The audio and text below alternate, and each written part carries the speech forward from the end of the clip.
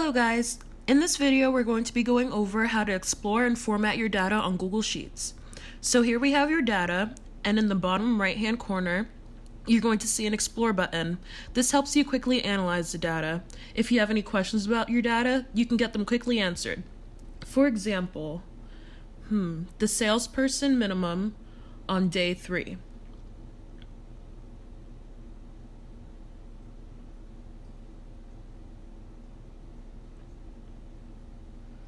You'll click on it and it'll easily tell you that the answer is Devin. You can also change it. Maybe you want to see day 2, or even maybe the maximum. Let's try the maximum.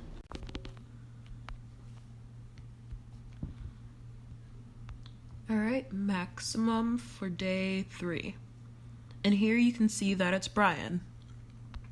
Let's say once you get your answer for the maximum, you want to see that formula. You can easily access it right over here.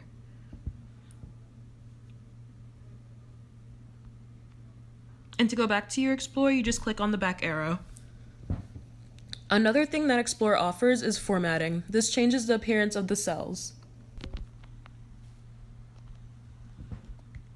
So here we have blue, green, red, or any other color, but I'm going to stick with green. It just all depends on what's visually appealing to you. What we can also do is insert quick analysis charts, such as bar charts, bar graphs, and so on. Let's say I want to insert this chart. I can go over and click on the Insert Chart over on your right.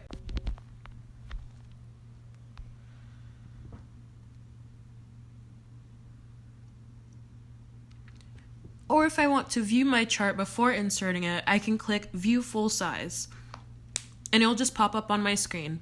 Then you can just click Insert Chart if you decide that that's the chart that you're looking to use. So you can see that our Explore button can help you visualize your data, answer questions about your data, and format your data. If you have any questions, please feel free to reach out to SlapJax.